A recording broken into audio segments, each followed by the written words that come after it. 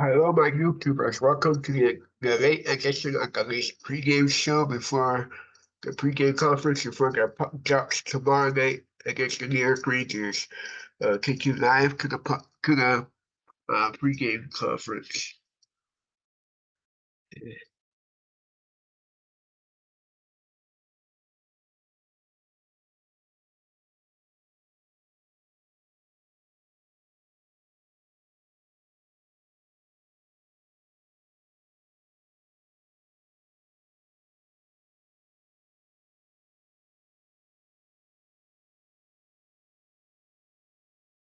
Responding to emails takes time, but not with Grammarly. In a few clicks, Grammarly's generative AI drafts professional, relevant replies that sound Yeah, I mean, did a lot of great things. Just from top to bottom, really, from goaltending to defense to forwards, just supporting one another all over the ice. A lot of communication through the neutral zone, through the O zone, and obviously made good of our chances. What does it say about the way you guys played without Austin, which has been something over the years you guys have done well without him? Yeah, I mean, we've talked about it a lot. Injuries or sickness is going to happen throughout a season. It's obviously happened to our D-corps quite a bit throughout the start of this season. A couple guys, fighting illness last couple days and weeks. So we always talk about having guys ready to jump in the lineup and be contributing right away. And we've had a lot of guys do that this year. And it's, obviously it builds their confidence up, builds the team confidence up. And that's what you need for a successful team is everyone feeling like they're part of it. And, when they're getting their part, they're doing it. What can you say about Nyes and his development that you've seen since the start of the season? Yeah, it's been great. He's just been great all around, really. With his play with the puck, his play off the puck. So I think he just keeps building his confidence up higher and higher every single game, and he's showing it these last couple. So coming off a 7-0 win, and you now have a point in 9 straight games. This team does. How do you not get complacent when it comes to your team play? Don't think about it, I guess. I just like the way that I've been playing hockey of just moving my feet, controlling the puck, and making plays off that. So just try to keep doing that. Try to keep finding ways to find people in good areas, and keep trying to find myself in good areas. Feeling better? Yeah.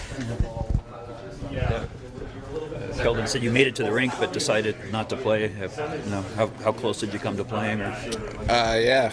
I guess if you want to get in details, I was just throwing up all afternoon and thought I could get to the rink and, maybe get it settled down, but I couldn't, and yeah, so that was that. What can you say about the way your team has played on Saturday in your absence? Yeah, I thought, as clean as of a game as we played all year, and I just thought, all the guys played really well. The guys stepped up that were playing in different spots in the lineup, and, just great to see, an outcome like that. Bobby scoring his first goal, Jonesy with a great night. Obviously, guys contributing all throughout the lineup, so it's always good to see. What kind of pushback do you expect from the Rangers having met them very recently? Yeah, obviously seeing them last week, you always like those, shot at redemption, especially that quickly coming back. So, we just got to be ready to play, continue this process that we've kind of been on over the last few games, and just continue to take steps in the right direction. What about for you? Do you try and just take the next 24 hours easy a little bit? Put yourself on the ice, but then just try to rest and recover? I think just, pretty normal game day before routine, and just get ready to go for tomorrow. And felt pretty good today, and hopefully it just kind of flushes out of the whole system, and you're just kind of back to feeling like normal. Speaking of the process, what are you guys doing in your own end, do you think, that's been able to facilitate this offensive burst you've had the last few games? I think breaking out of our zone and just closing quicker when the other team's getting rolling around, and just trying to limit their time and space, and when we get the puck, getting guys moving to the offensive zone and just breaking out quick. Assess the way your team has played. Like 14 out of the last 15 games, you guys have registered points. What does that say about the way your team is playing?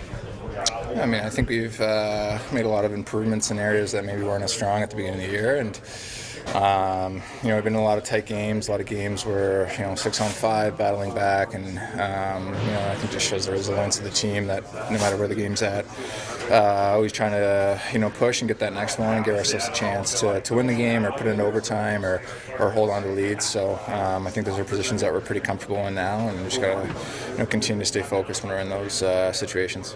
You didn't get to be there in person, but what's it like to see a hardworking guy like Bobby get that first NHL? Yeah, it's awesome to see. I mean, just the reaction, the emotion on his face. I feel like almost a year ago last year he scored and got his goal taken away on the father's trip. So, it was cool for him to get rewarded the other night.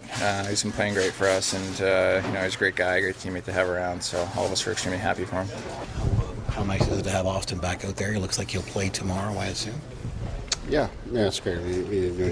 We had known he bounced back pretty quickly yesterday, so yeah, he was full go today.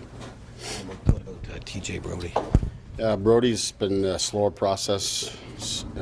This morning, breakfast was his first real meal that he's had in a couple days. So he felt good enough to get out there. We just didn't want to stress him too much today. So we'll just continue to monitor him and have him build himself up over the day and see where he's at tomorrow.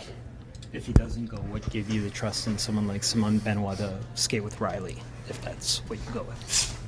Yeah, I don't think that's what we would go with. So it was just more of I think at this point, we're preparing as though Brody will be available. But that said, with Benoit is more so just that we like him in whatever spot we've put him in. But that's not where he would be tomorrow if he's in. How tricky are the next few days with the roster freeze coming up? Do you have to take that into consideration? I'd never even thought of it until now. So it's not, I think we've got more than enough bodies healthy. We hope we can shake this illness thing.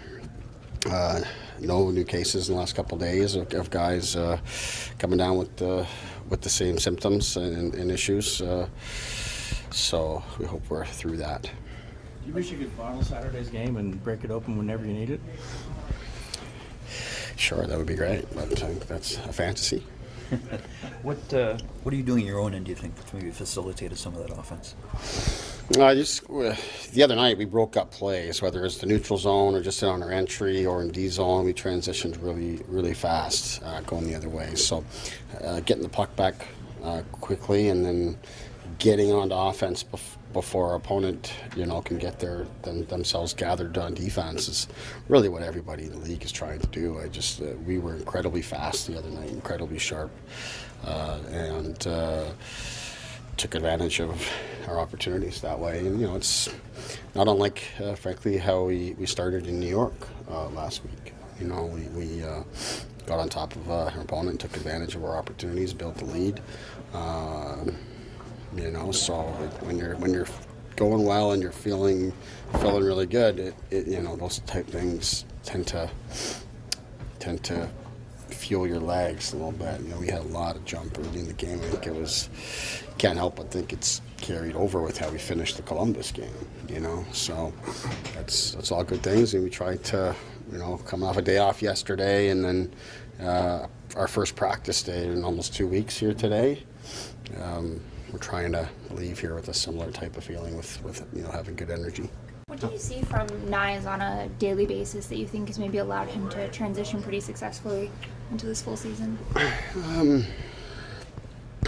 think his confidence is a big thing. I think we saw that with how he stepped right into the playoff setting and was able to make an impact. So he's a confident guy. I think he really believes in his ability to go out and make plays and handle himself physically. I'm not just talking with, of course, how he engaged in a fight the other night, but just more so in the battles and the competitive nature of the league.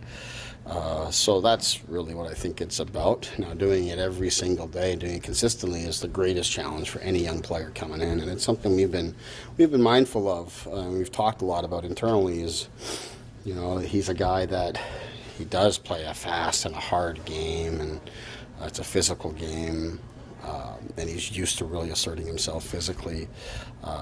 but that's in a college schedule, and doing it more so in the NHL as a first-year pro is extra challenging, and we're trying to be mindful of that. And then you compound the fact that we're asking him to play in the top 6 and to take on tough matchups, and there's a lot on his plate. And quite frankly, that's part of the reason why we didn't play him coming off of his illness, when he probably could have played in that I think it would have been the Columbus game, where he took the morning skate and he was feeling better, and unlike Brody, seemed like he bounced back more like Matthews in terms of just being the one day. But we just felt, again, being mindful of what he's going through as a first-year player, that it's just a lot for us to ask a guy that hadn't eaten in a day and hadn't slept and thrown up and doing all that kind of stuff, and then you're asking him to play an NHL game the next day. So let's just take a step back, let him gather himself, and perhaps that's part of why he came so hot out of the gates and was playing on such a high level in that first period. That's what something like that, a little bit extra rest can do, and then also the hunger of missing a game, an additional game too. You want to get back to it. How much as a coach do you like or see an advantage in getting an opponent pretty close together, like the Rangers and the Blue Jackets later in the week? Yeah, I think it's good. I like that. I mean, you used to get that a ton in the American League. It was back to back in the same weekend, or you see them again the next week, and you see them with such regularity. I think it adds a little extra to it. The preparation is that much easier, which is a nice thing to have in the NHL. When you've got 31 teams to prepare for, to have it where it's a little bit shorter turnaround to get prepped. And then you've got some adjustments to make from what you did the previous time out. So there were some things we talked about here today that we felt we didn't do very well when we were in New York, and it gives us time to make those adjustments and be that much more ready tomorrow. When we look at Saturday, your team played so well without Austin. That's been a trend over the last couple of years. In your opinion, what does that say about your group? Well, obviously, if we're just focusing on this year's group, I think, as I've said before, I think we've proven to be a very resilient group, or deep group too. We've had a lot of injuries, mainly on defense. We haven't had too many disruptions on forward, but in each situation, whether it's defense or in goal, or now in this case, like you say, with Austin being out, when we were in New York last week, Nyes was out, and Gregor went, and played and moved up the lineup, and we've responded to those situations, and that's what good teams do. We talked about the other night. I think when you lose a player with the magnitude of Austin, it creates a lot of minutes and a lot of opportunity for other people, and then also just gets the team's attention. It's like, okay, we got to make sure we can. That it's not an issue for us. Everybody's just got to be a little bit better, and fortunately for us, over the years, the team responded well in those situations.